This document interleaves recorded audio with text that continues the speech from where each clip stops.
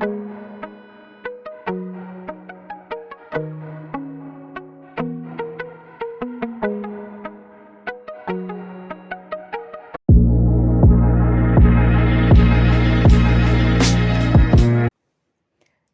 दोस्तों, बहुत बहुत स्वागत है आप सभी का आपके अपने चैनल टारगेटेड वन पे।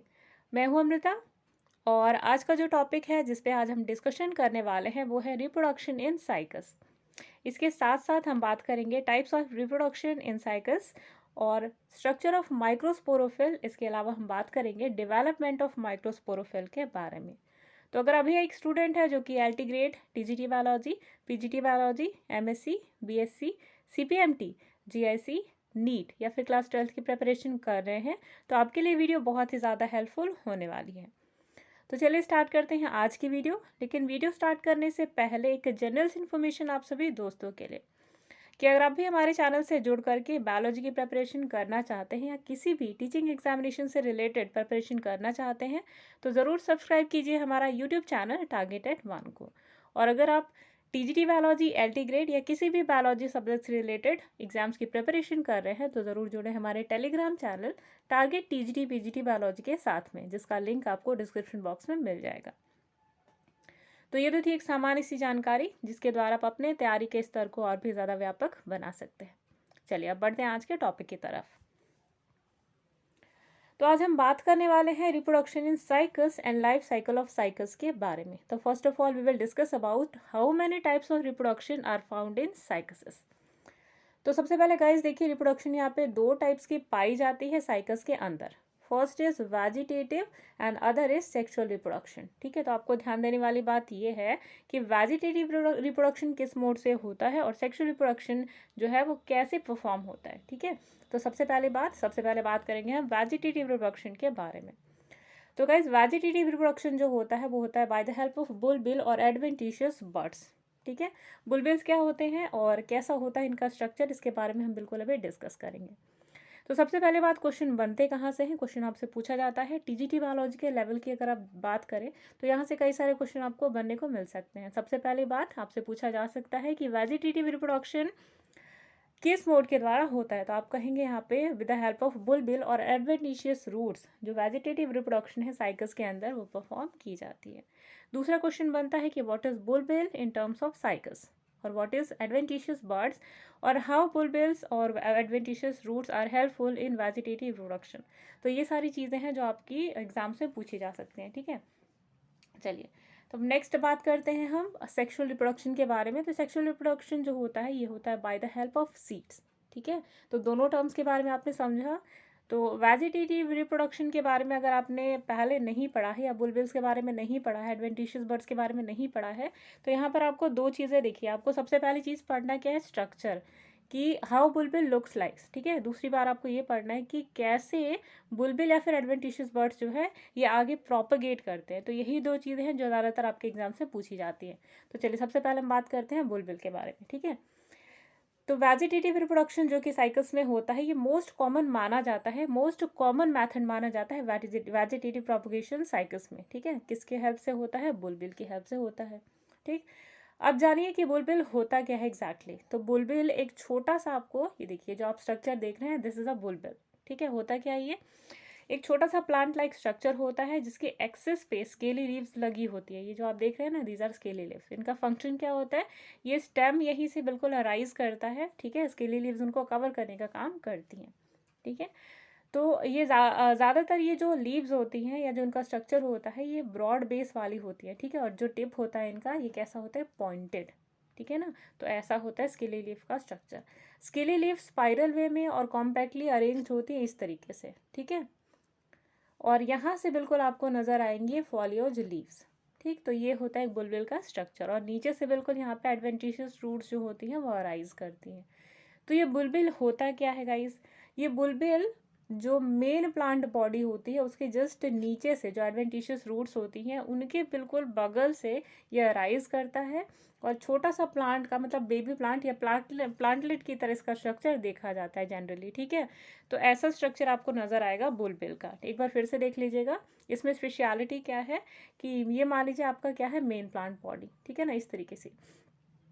तो यहाँ से बिल्कुल जो एडवेंटिशियस रूट्स हैं, यहाँ से आपको जो राइज होगा दैट इज बुलबिल, और ये मेन प्लांट बॉडी से अटैच रहता है जब तक ये मेचोरिटी अटेन करने के लेवल तक। जब ये जुवेनाइल स्टेज में आता है कि ये उस स्टेज तक जब तक नहीं पहुँचता कि इसमें जब तक रूट की फॉर्मेशन होने लगे, तब तक ये मेन प्लांट बॉडी से ही अटैच्ड रहता है।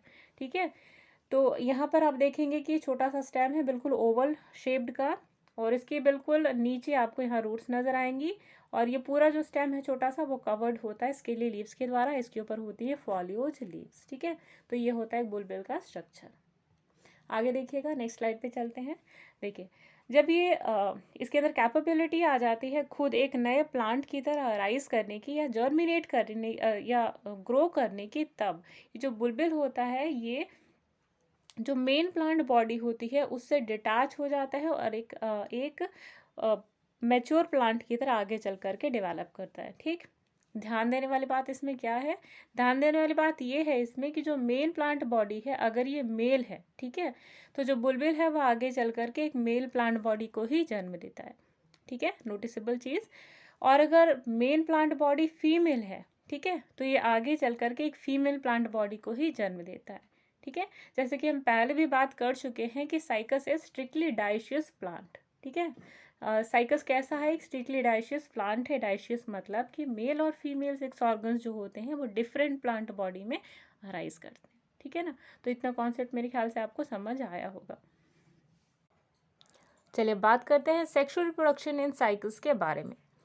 तो साइकस के अंदर जो सेक्सुअल रिप्रोडक्शन है ये होता है by the help of leaves. ठीक है, जैसे कि हमने पहले भी बताया कि cycas is strictly dioecious plant, यानी कि मेल और फीमेल सेक्स ऑर्गन जो है वो डिफरेंट यानी कि सेपरेट प्लांट बॉडी में एग्जिस्ट करते हैं।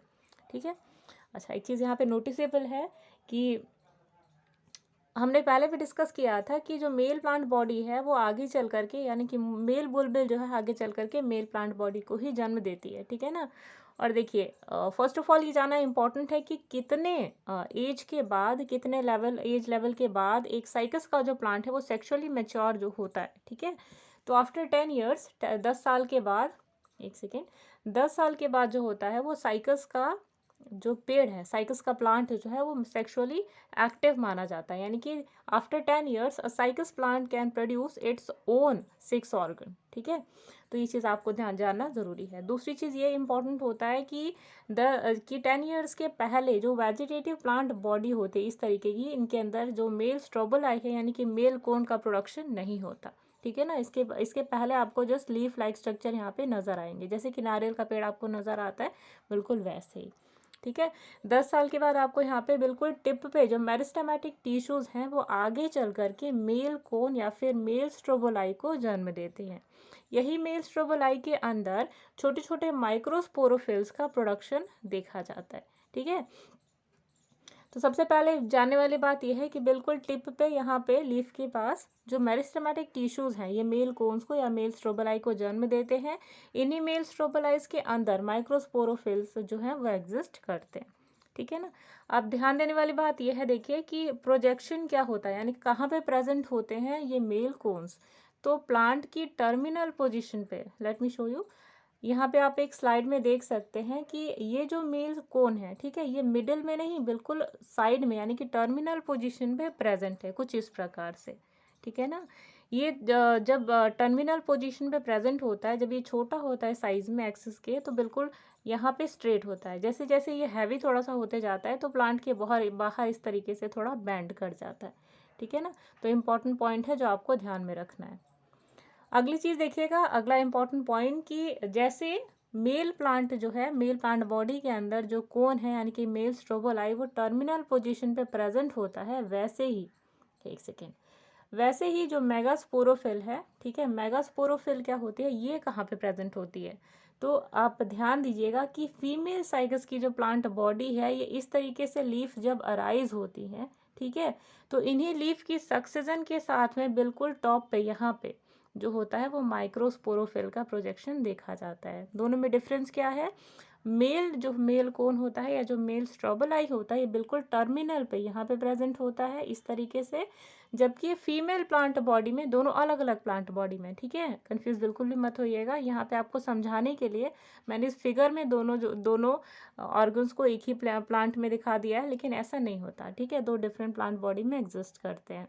बस पोजीशन समझिएगा कि मेल प्लांट बॉडी में जो स्ट्रोबोलाई है बिल्कुल टर्मिनल में होता है, और फीमेल प्लांट बॉडी के अंदर जो फीमेल गैमेट्स हैं, जो फीमेल सेक्स ऑर्गन है, वो बिल्कुल टॉप पे प्रेजेंट होते हैं। जैसे मान लीजिए इस तरीके का चारों तरफ लीफ है और इनके बीच में बिल्कुल जो होता है इस तरीके से प्रेजेंट होता है, ठीक है, मेगास्पोरोफिल। ठीक, तो ये दोनों के बीच में अंतर क्या है ये समझिएगा।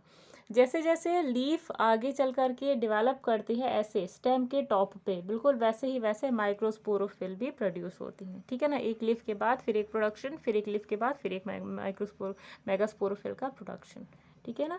तो इस तरीके से डेवलपमेंट होती है। चलिए अब बात करते हैं हम, जो हमारा नेक्स्ट टॉपिक है वो है मेल रिप्रोडक्टिव स्ट्रक्चर। तो मेल रिप्रोडक्टिव स्ट्रक्चर यानी कि मेल कोन के बारे में हम यहाँ पर बात करने वाले हैं। तो मेल कोन का स्ट्रक्चर कैसा होता है, लेट अस सी। मेल कोन जो होता है, मेल कोन यानी कि मेल स्ट्रोबोलाई, ये होता है लार्ज, कॉनिकल और ओवॉइड यानी कि ओवल इन शेप, कॉम्पैक्ट होता है, सॉलिटरी मीन्स ग्रुप में एग्जिस्ट नहीं करता, सिंगली एग्जिस्ट करता है, ठीक है। इसके अलावा शॉर्ट स्टॉक्ड होता है, शॉर्टली स्टॉक मतलब स्टॉक इसका जो होता है बहुत छोटा सा होता है, और जनरली ये टर्मिनल पोजीशन पे ही पाया जाता है, कहीं और पोजीशन नहीं, सिर्फ टर्मिनल पोजीशन पे पाया जाता है, ठीक है। कई बार ये देखने को मिलता है कि साइज जो होता है 1.5 मीटर के करीब में, यानी काफ़ी बड़ा साइज में एग्जिस्ट करता है ये मेल कोन, ठीक है। और साइज वारी करता है फ्रॉम 1 to 1.5 मीटर्स। जो ये मेल स्ट्रोबोलाई है इसका साइज 1 to 1.5 मीटर के बीच में एग्जिस्ट करता है। जो सेंटर होता है कोन का, ठीक है, इसके कोन के बिल्कुल एक्सिस पे कई सारे परपेंडिकुलरली अटैच्ड माइक्रोस्पोरोफिल्स नजर आएंगे। यानी कि अगर आप देखेंगे तो ये जो टर्मिनल पोजीशन है, अगर आप इस तरीके से एक सेक्शन काट करके देखें, ठीक है, इन कोन्स का, तो इस पोजीशन पे आपको कई सारे माइक्रोस्पोरोफिल्स प्रेजेंट नजर आएंगे, ठीक है। कुछ इस प्रकार से इनकी प्रोजेक्शन नजर आएगी आपको, जैसे कि आप इमेज में देख सकते हैं क्लियरली, ठीक है। आगे देखिए, आगे दिखेगा, आगे ये है कि ये जो आप बेस देख रहे हैं, ठीक है, ये बेस और ये टिप का पोर्शन, ठीक है, दोनों जगह पे नॉन फर्टाइल माइक्रोस्पोरोफिल पाए जाते हैं, लेकिन ये जो मिडिल पोर्शन आप देख रहे हैं ना, यहाँ पे सारे जितने भी माइक्रोस्पोरोफिल पाए जाते हैं ऑल आर फर्टाइल, ठीक है। यानी कि बेस में कुछ ऐसे माइक्रोस्पोरोफिल मिलेंगे जो कि नॉन फर्टाइल है, और यहाँ पर जो टिप में आप कुछ माइक्रोस्पोरोफिल देखेंगे जो कि नॉन फर्टाइल है। बाकी का जो एरिया है यहाँ पे सभी माइक्रोस्पोरोफिल फर्टाइल पाए जाते हैं, ठीक है। आगे प्रोसीड करते हैं। नेक्स्ट में आप देखेंगे कि जो टर्मिनल ग्रोथ होती है स्टेम की, ठीक है, कई बार मेल कोन्स बिल्कुल टिप पे अपीयर होते हैं, ठीक है। और देखिएगा एक चीज़ आपको ध्यान में रखना है कि जो एपिकल मेरिस्टेम्स होते हैं ना, एपिकल मेरिस्टेम्स को मैंने आपको पहले भी डिस्कस किया था, एपिकल, इंटरकैलरी और लेटरल।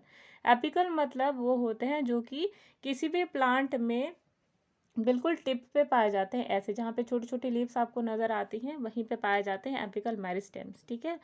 तो इनके डेवलपमेंट के कारण ही मेल कोन्स का जन्म होता है। आपसे क्वेश्चन पूछा जा सकता है कि मेल कोन्स का जो डेवलपमेंट है ये कौन से टिश्यू से पाया जाता है, तो मेरिस्टेमेटिक टिश्यू, और कौन सा मेरिस्टेमेटिक टिश्यू, एपिकल, ठीक है ना। तो ये आपको ध्यान में रखना है। अब देखिएगा एक इम्पॉर्टेंट बात और नोटिसेबल बात यह है कि जितने भी प्लांट किंगडम में ट्रीज पाए जाते हैं सभी में सबसे बड़ा जो कोन का साइज होता है वो होता है साइकस का, ठीक है। यानी कि आपको ध्यान ये रखना है कि सारे प्लांट किंगडम में जो लार्जेस्ट कोन का साइज होता है वो होता है साइकस के पास, और जिसका साइज 1 to 1.5 मीटर की रेंज में पाया जाता है, ठीक है। तो इम्पॉर्टेंट कॉन्सेप्ट था आप सभी के लिए। नेक्स्ट टॉपिक है हमारा माइक्रोस्पोरोफिल्स और माइक्रोस्पोरेंजिया और माइक्रोस्पोर के बारे में अब हम थोड़ा सा स्टडी करते हैं, यहीं से आपके क्वेश्चन बनते हैं ज़्यादातर, ठीक है। तो माइक्रोस्पोरोफिल्स का पहले स्ट्रक्चर के बारे में हम बात करेंगे, फिर माइक्रोस्पोरेंजिया के बारे में। तो let us study about microsporophylls. तो microsporophylls are flat leaf like and woody brown coloured structure, जिसका बेस जो होता है वो नैरो होता है और एक्सपैंडेड अपर पोर्शन होता है। एक बार इसको देख लीजिएगा इमेज को, उसके बाद फिर हम इस चीज़ को काफ़ी डिटेल में पढ़ते हैं। तो एक बार आप इस स्ट्रक्चर को देख लीजिएगा। ये जो आप इमेज नंबर ए देख रहे हैं ये है आपका एक माइक्रोस्पोर। तो माइक्रोस्पोर का स्ट्रक्चर कैसा होता है? अपीयरेंस बिल्कुल लीफ लाइक होती है। जो बेस का सेक्शन होता है वो नैरोवर होता है और अपर सेक्शन होता है वो पॉइंटेड होता है। ठीक है, दूसरी चीज़ कि वो वुडी होता है और ब्राउन इन कलर होता है। ठीक, एक्सपैंडेड पोर्शन आपको अपर पोर्शन ये नज़र आएगा। दूसरी चीज़ ये कि ये जो आप टिप पे देख रहे हैं इस वाले स्ट्रक्चर का नाम है एपोफाइसिस, और ये जो एरिया है ये मिडल है और ये है बेस का पोर्शन। ठीक है, तो ये है आपका एक माइक्रोस्पोरोफिल का स्ट्रक्चर, कुछ इस टाइप से आपको नज़र आएगा। ठीक है, और एक चीज़ और कि ये जो बेस होता है वो एक छोटे से स्टॉक से, एक नैरो से शॉर्ट स्टॉक से अटैच्ड होता है मेल कोन से। ठीक है, एक चीज़ और कि अगर आप इसका एक टीएस सेक्शन को काट करके देखते हैं तो ये जो सेक्शन है यानी कि अबैक्सियल सरफेस, यहाँ पर सरफेसेस दो टाइप्स की पाई जाती है जिसको हम आगे चल करके डिस्कस करेंगे। फिलहाल आपने इस स्ट्रक्चर को बहुत ही ध्यान से देखना है। ठीक है, तो ये जो लोअर सरफेस है, ठीक है, ये जो सरफेस है यहाँ पे आपको छोटे छोटे बॉल लाइक स्ट्रक्चर नज़र आएंगे जिन्हें स्पोरेंजियम कहा जाता है। माइक्रोस्पोरेंजियम हम पहले भी डिस्कस कर चुके हैं। स्पोरेंजियम मीन्स होता है वो एरिया, वो स्ट्रक्चर जिसके अंदर माइक्रोस्पोर्स प्रेजेंट होते हैं। ठीक है ना तो ये जो होते हैं ये है माइक्रोस्पोरेंजिया। ठीक है, और इनके अंदर छोटे छोटे छोटे माइक्रोस्पोर्स प्रेजेंट होते हैं जिन्हें जो आगे चल करके जब ये लेयर्स फट जाती हैं तो इनमें से फर्टिलाइजेशन का जो प्रोसेस है ये स्टार्ट होता है जब ये एक प्लांट से दूसरे प्लांट तक ट्रैवल कर करके जाते हैं। तो उस प्रोसेस को हम आगे चल करके डिस्कस करेंगे। फिलहाल हम डिस्कस कर रहे हैं माइक्रोस्पोरोफिल्स के स्ट्रक्चर्स को। ठीक है, तो देखिएगा माइक्रोस्पोरोफिल्स जो होते हैं इनके ऊपर दो सर्फेसेस पाई जाती है। फर्स्ट इज अडैक्सियल सरफेस और सेकेंड इज अबैक्सियल सरफेस। ठीक है, सरफेसेस यहाँ पे दो टाइप्स की पाई जाती है। अडैक्सियल सरफेस को कहा जाता है अपर सरफेस और अबैक्सियल सरफेस को कहा जाता है लोअर सरफेस। दो टाइप की सरफेसेस यहाँ पे आपको नजर आती है। अडैक्सियल सरफेस देखिए जनरली यहाँ पे रिज लाइक प्रोजेक्शन नजर आती है। एक मिडल एरिया होता है और एक एपोफाइसिस होता है जो कि हमने अभी आपको फिगर में समझाया। ठीक है, अब देखिएगा जो अबैक्सियल सरफेस यानी कि जो लोअर सरफेस होती है यहाँ पर थाउजेंड्स के अमाउंट में माइक्रोस्पोरेंजिया प्रेजेंट होते हैं। ठीक है, और इनका करीबन ये 3 से 5 के ग्रुप में पाए जाते हैं। ठीक है, 3 से 5 के ग्रुप में पाए जाते हैं अबैक्सियल सरफेस के माइक्रोस्पोरेंजिया। ठीक है, अब देखिएगा ईच ग्रुप जो होता है इसे एक सोरस के नाम से जाना जाता है। ठीक है, जैसे आपका अबैक्सियल सरफेस है यहाँ पे इस तरीके से माइक्रोस्पोरेंजिया प्रेजेंट थे तो इन्हें क्या कहा जाता है? सोरस। ठीक है, इन ग्रुप्स के बीच में छोटे छोटे thin hair like structures present होते हैं जो कि 1 या 2 सेल के बने हुए होते हैं। ठीक है, तो ये चीज़ आपको ध्यान रखनी है। अगला देखिएगा, अगर आप ट्रांसफर सेक्शन काट करके देखें माइक्रोस्पोरोफिल की तो इनमें कई सारे माइक्रोस्पोरेंजिया जो होते हैं बैक्सियल साइड में प्रेजेंट होते हैं और सभी के पास छोटा सा स्टॉक होता है। ठीक है, that is oval and sac like sporangium. ठीक है, जो करीबन 5 से 6 लेयर्स से के द्वारा कवर्ड होता है। यहाँ पर आप देखेंगे तो एक जो माइक्रोस्पोरेंजियम है आप देखेंगे तो इनमें करीबन 1 2 3 4 5 से 6 लेयर्स के द्वारा ये कवर्ड होता है माइक्रोस्पोरेंजियम। ठीक है ना, तो उसी चीज़ को हमने यहाँ पर डिस्कस करा आपको। आगे देखिएगा, इनमें जो सबसे आउटर लेयर होती है उसे एपिडर्मिस या फिर एक्सोथीशियम के नाम से जाना जाता है। मिडल लेयर को यहाँ पे एक मिडल लेयर होती है और एक इनर मोस्ट लेयर होती है जिसे टेप्टम के नाम से भी जाना जाता है। ठीक है, एक बार इसको ध्यान से देख लीजिएगा फिगर में। इस फिगर में देखिएगा ये जो आउटर लेयर है इसको एक्सोथीशियम कहा जाता है, एपिडर्मिस या फिर एक्सोथीशियम। एक मिडल लेयर होती है और जो इंटरनल लेयर होती है इसे टेप्टम के नाम से भी जाना जाता है। ठीक है, तो ये चीज़ आपको क्लियरली समझ आई होगी। चलिए अब नेक्स्ट टॉपिक पे आते हैं। कई सारे जो पोलन ग्रेन्स होते हैं जो माइक्रोस्पोर्स होते हैं हर एक स्पोरेंजियम में कई सारे माइक्रोस्पोर्स जो होते हैं वो एग्जिस्ट करते हैं। ठीक है, लेकिन नंबर जो होता है वो स्पीशीज टू स्पीशीज वैरी करता है। अगला देखिएगा, अगर हम माइक्रोस्पोरोफिल के जो स्ट्रक्चर है उसको थोड़ा सा एक्सपैंड करके देखते हैं तो इनमें कई सारी म्यूसिलेजिनस कैनाल्स जो है वो पाई जाती है विद वैस्कुलर बंडल्स। यानी कि आपने ये मेगास्पोरोफिल का स्ट्रक्चर ऐसे देखा जहाँ पे 3 4 5 लेयर सेल की प्रेजेंट थी, तो इनके इंटरनल एरिया में आपको छोटी छोटी म्यूसिलेजिनस कैनाल्स नजर आएंगी विद वैस्कुलर बंडल्स। ठीक, each sporangia is provided with a radial line of dehiscence, यानी कि एक यहाँ पे रेडियल लाइन ऑफ डेहिसेंस होती है। मतलब जैसे ही इनके अंदर प्रेशर बनता है, जैसे इनमें वाटर फिल्ड होता है इन कैविटीज़ के अंदर, तो एक प्रेशर जनरेट होता है और यही रेडियल लाइन ऑफ डेहिसेंस होती है जहाँ से आगे चल करके स्पोर्स का डिस्पर्जल जो है वो परफॉर्म होता है। तो इस तरीके से आपको नज़र आएगा कि ये एक स्पोरेंजियम है जिसके अंदर 4-5 लेयर्स होते हैं जिसके द्वारा कवर्ड होता है। इंटरनल लेयर टेप्टम है, आउटर लेयर एक्सोथीशियम है और एक बीच में इंटरनल लेयर पाई जाती है, ठीक है, मिडल लेयर। एक रेडियल लाइन ऑफ डेहिसेंस होती है जिस पर प्रेशर पड़ने के बाद यहाँ से जो है वो स्पोरेंजियम बर्स्ट आउट होता है, ठीक है, और ये जो स्पोर्स होते हैं वो बाहर एटमॉस्फेयर में स्प्रेड होते हैं, ठीक है। दूसरी चीज़ देखिएगा, 1930 में एक रिसर्चर थे कश्यप, इन्होंने अपनी रिपोर्ट में बताया था कि एक साइकिल जो होता है उसमें करीबन 700 से 1160 के करीब में स्पोरेंजिया प्रेजेंट होते हैं सिर्फ एक साइकिल्स के अंदर, ठीक है। एक साइकिल्स के अंदर कितने माइक्रोस्पोरेंजियास प्रेजेंट, यानी कि करीबन आप देखेंगे टोटली तो एक कोन के अंदर इतने सारे अमाउंट में माइक्रोस्पोर्स जो होते हैं वो प्रेजेंट होते हैं, यानी काफ़ी ह्यूज अमाउंट ऑफ जो माइक्रोस्पोर है इनका प्रोडक्शन होता है एक कोन के अंदर, ठीक है। नेक्स्ट थिंग इज कि माइक्रोस्पोर जो होता है, माइक्रोस्पोर यानी कि पोलन ग्रेन्स, ठीक है, ये राउंडेड इन स्ट्रक्चर होती है, यूनिसेलुलर होती हैं और यूनिन्यूक्लिएट, यानी कि ये जो आपने माइक्रोस्पोरेंजिया देखा था इसके अंदर जो एक माइक्रोस्पोर यानी कि पोलन ग्रेन है उसके बारे में हम डिस्कस कर रहे हैं। ये कैसी होती है पोलन ग्रेन्स, ये वाली यहाँ पे राउंडेड होती हैं, ठीक है, यूनिसेलुलर यानी कि एक सेल की होती है, यहाँ पे सिर्फ एक न्यूक्लियस प्रेजेंट होता है और आउटर जो लेयर होती है थिक, जिसे एक्साइन कहा जाता है, इस लेयर को आप एक्साइन कहेंगे। और ये जो इंटरनल लेयर है इसे इनर लेयर जो होती है, देखिए ध्यान देने वाली बात यह है कि आउटर लेयर जो होती है वो थिक होती है जिसे एक्साइन कहा जाता है, इंटरनल लेयर जो होती है वो थिन होती है जिसे इंटाइन कहा जाता है। और जो साइटोप्लाज्म होता है इसके अंदर यहाँ पे एक न्यूक्लियस प्रेजेंट होता है और एक लार्ज अमाउंट ऑफ जो वैक्यूल होता है इसमें पाया जाता है, ठीक है। तो इस तरीके से आप देख सकते हैं यहाँ पे जो स्ट्रक्चर क्लियरली। आगे देखिएगा, नेक्स्ट टॉपिक है हमारा, नेक्स्ट स्लाइड है डेवलपमेंट ऑफ माइक्रोस्पोरेंजियम, यानी आपने जो अभी माइक्रोस्पोरेंजियम को पढ़ा उसकी डेवलपमेंट कैसे होती है उसके बारे में आपको पढ़ना है, ठीक है। तो पहली चीज़ ये कि यहाँ पे जो माइक्रोस्पोरेंजियम होता है ये यूज स्पोरेंजियम टाइप पाया जाता है, यानी कि ये एक यूज स्पोरेंजिएट टाइप होता है यहाँ पे, ठीक है।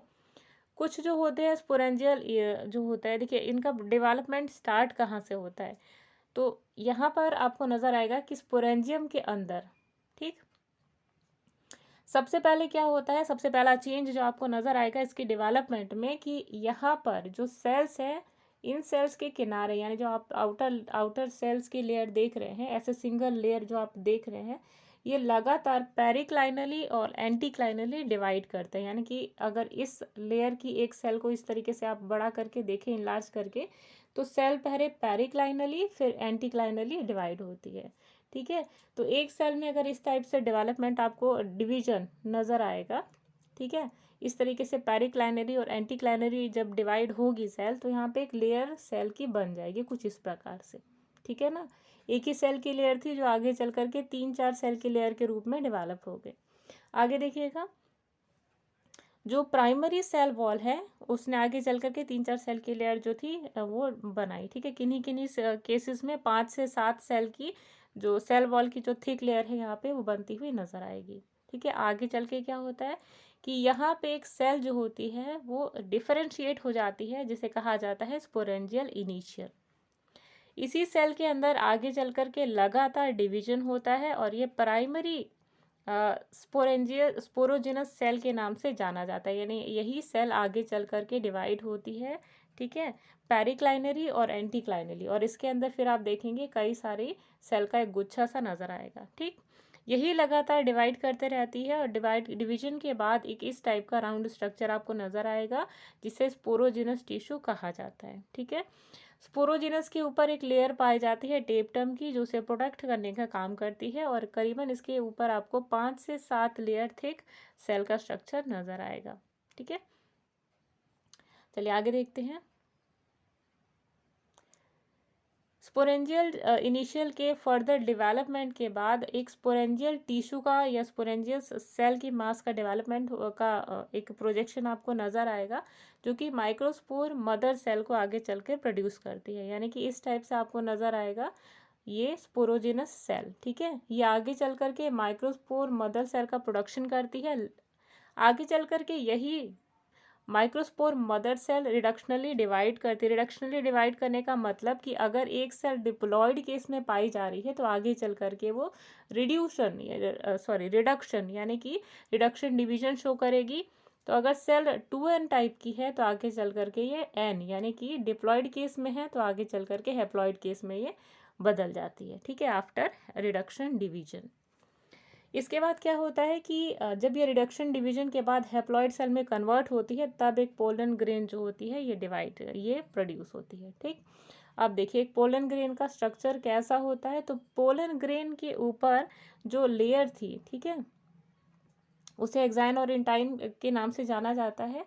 अब इस तरीके से आप जो माइक्रोस्पोरेंजियम का स्ट्रक्चर देख रहे हैं, ठीक है, तो एकदम इंटरनल जो लेयर थी यहाँ पर उसे टेपटम के नाम से जाना जाता था। तो टेपटम का यहाँ पे दो फंक्शन है। फंक्शन क्या है, या तो स्पोरेंजियस टिश्यू का ऊपर का कवरिंग ये बनाएगी, या फिर माइक्रोस्पोर की फर्स्ट सेल, माइक्रोस्पोर जो है जो कि मेल गैमेटोफाइट्स की फर्स्ट सेल होती है, यहाँ पर उसकी इनर मोस्ट लेयर की प्रोडक्शन में हेल्प करती है। तो दो फंक्शन यहाँ पे पाए जाते हैं टेपटम के। दूसरी चीज़ ये कि माइक्रोस्पोर जो होता है वो सबसे पहली सेल मानी जाती है मेल गैमेटोफाइट की। ठीक है, जिसके पास नंबर ऑफ क्रोमोसोम्स कितने होते हैं, हैप्लॉइड। अब ध्यान देने वाली बात यह है, ये क्वेश्चन देखिए बहुत ज़्यादा आपके एग्जामिनेशन में पूछा जाता है। सबसे पहली चीज़ ये पूछी जाती है कि haploid number of chromosomes cycles में कितना होता है, तो दैट इज 11। ठीक है, हैप्लॉइड क्रोमोसोम नंबर की बात की जा रही है। तो ध्यान दीजिएगा, साइकोसिस में अगर पूछा जाए कि हैप्लॉइड नंबर ऑफ क्रोमोसोम्स कितने होते हैं तो ध्यान दीजिएगा 11। लेकिन साइकस रेवोल्यूटा में जो हैप्लॉइड नंबर ऑफ क्रोमोसोम्स होते हैं इनकी संख्या होती है 12। ठीक, यहीं से आपके क्वेश्चन बनते हैं, चाहे आपका टीजीटी का एग्जाम हो, पीजीटी का हो या फिर जीआईसी। ठीक है ना। अगला दिखेगा, फीमेल प्लांट बॉडी जो होती है वो होमोगैमेटिक होती है। ठीक, यानी कि होमोगैमेटिक का मतलब क्या है कि फीमेल प्लांट बॉडी के अंदर जो क्रोमोसोम्स पाए जाते हैं बोथ आर सिमिलर, यानी कि एक्स एंड एक्स टाइप। जबकि मेल प्लांट बॉडी के अंदर जो कंडीशन है वो हेटेरोगैमेटिक नज़र आती है, यानी कि एक जो क्रोमोसोम है वो होता है एक्स और दूसरा जो होता है वो वाई। जैसे कि ह्यूमंस के अंदर भी नज़र आता है, फीमेल्स आर जनरली होमोगैमेटिक और मेल्स आर हेटेरोगैमेटिक। ठीक है ना, तो ये इंपॉर्टेंट कॉन्सेप्ट था आज का आपका। तो आज की वीडियो में आपने जाना types of reproduction in cycas और आपने जाना माइक्रोस्पोरोफिल का डेवलपमेंट कैसे होता है। ठीक है, तो एक बार 5 मिनट का रिवीजन करते हैं और उसके बाद फिर हम आज की वीडियो को ख़त्म करते हैं। तो सबसे पहले देखिए रिप्रोडक्शन। तो रिप्रोडक्शन साइकिल्स में दो टाइप्स की पाई जाती है। पहले is vegetative, second is sexual reproduction. तो वेजिटेटिव होती है बाय द हेल्प ऑफ बुलबिल और एडवेंटिशियस बर्ड्स, और सेक्सुअल रिप्रोडक्शन होता है by the formation of seeds. तो सबसे पहले वेजिटेटिव रिप्रोडक्शन देखिए, तो वेजिटेटिव रिप्रोडक्शन बुलबिल की हेल्प से होता है। What is बुलबिल? तो बुलबिल एक मेन प्लांट बॉडी से डिटैच हुआ एडवेंटिशियस रूट से जन्मा एक छोटा सा पौधा लाइक स्ट्रक्चर होता है। बेबी प्लांट या प्लांटेड लाइक स्ट्रक्चर होता है जिसमें फॉलियोज लीव्स, स्किली लीव्स होती हैं और नीचे एडवेंटिशियस रूट्स का एक ग्रुप सा नज़र आता है। ठीक है, स्किली लीव्स का फंक्शन होता है स्टेम को कवर करना। दूसरी चीज़ की मेल प्लांट बॉडी को ही, मतलब मेल बुलबिल जो है वो मेल प्लांट बॉडी को प्रोड्यूस करती है, और फीमेल बुलबिल जो होती है फीमेल प्लांट बॉडी को जन्म देती है। ठीक है, अब देखिए सेक्सुअल रिप्रोडक्शन। तो यहाँ पे आफ्टर 10 ईयर्स एक साइकस का जो प्लांट है वो मैच्योरिटी अचीव करता है। मेल कोन जो होता है साइकस के अंदर वो लार्जेस्ट माना जाता है एमंग होल प्लांट किंगडम। ठीक है, मेल कोन जो होता है जिसे मेल स्ट्रोबेलाई बोला जाता है, इसमें माइक्रोस्पोरोफिल का प्रोडक्शन होता है और ये कहाँ पे प्रेजेंट होता है, टर्मिनली। जबकि फीमेल जो होती है यानी कि मेगास्पोरोफिल का प्रोडक्शन होता है लीफ सक्सेशन के साथ में, यानी कि एक लीफ फिर एक मेगास्पोरोफिल, इस तरीके से। ठीक है, और अब जो नेक्स्ट इंपॉर्टेंट चीज़ है जो आपके एग्जाम में पूछे जाने वाला है कि आपके जो स्पोरोजेनस टिश्यू होता है उसके इंटरनल लेयर का नाम क्या है? टेप्टम। तो टेप्टम के बाहर टोटल कितनी लेयर पाई जाती है? 5 से लेकर के 7। ठीक है, 5 भी पाई जा सकती है, 7 भी पाई जा सकती है, 6 भी पाई जा सकती है। नेक्स्ट क्वेश्चन आपसे पूछा जाता है कि सोरस जो होते हैं वो कितने ग्रुप में प्रेजेंट होते हैं? तो 3 या 5 ही ग्रुप में प्रेजेंट होते हैं। ठीक है, और आपकी जो माइक्रोस्पोरोफिल है, या सॉरी जो माइक्रोस्पोर्स हैं, इनके ऊपर 2 लेयर्स पाई जाती है, एक एक्साइन और intine. Exine thicker in nature होती है और जो इंटाइन होती है वो थिनर होती है। ठीक है, दूसरी चीज़ कि दूसरी चीज़ आपसे ये पूछी जा सकती है कि साइकल्स के अंदर जो हैप्लॉइड क्रोमोसोम्स होते हैं उनकी संख्या कितनी होती है? तो दैट इज़ 11 इन नंबर। और अगर आपसे ये पूछा जाता है कि यहाँ पर देखिएगा, अगर आपसे पूछा जाता है कि हैप्लॉइड क्रोमोसोम्स में जो क्रोमोसोम्स की संख्या होती है वो कितनी होती है साइकस के अंदर, तो दैट इज़ 11 इन नंबर। और एक साइकस की एक और स्पीशीज़ है जिसका नाम है रेवोल्यूटा, तो इसके अंदर जो हैप्लॉइड क्रोमोसोम्स की संख्या है दैट इज़ 12 इन टाइम। ठीक है, 12 इन नंबर। दूसरी चीज़ की फीमेल प्लांट बॉडी जो होती है वो होमोगैमेटिक होती है, और जो मेल प्लांट बॉडी होती है उसके अंदर क्रोमोसोम कैसा होता है? हेट्रोगैमेटिक, यानी कि एक्स एंड वाई। ठीक है, तो दोस्तों यहीं पर आज की वीडियो को हम विराम देते हैं। उम्मीद है कि आज की वीडियो से आपको बहुत सारी चीज़ें सीखने को मिली होंगी और आगे भी आपको इसी टाइप की वीडियोस मिलती रहेंगी। और अपनी स्क्रीन पे आप देख रहे हैं हमारे टेलीग्राम चैनल का डिस्क्रिप्शन, तो ये डिस्क्रिप्शन आपको हमारे डिस्क्रिप्शन बॉक्स में मिल जाएगा। इस लिंक पे क्लिक करके आप हमारे टेलीग्राम का एक सदस्य बन सकते हैं। तो दोस्तों यहीं पर ख़त्म करते हैं आज की वीडियो। तब तक के लिए नमस्कार, मिलते हैं नेक्स्ट वीडियो में।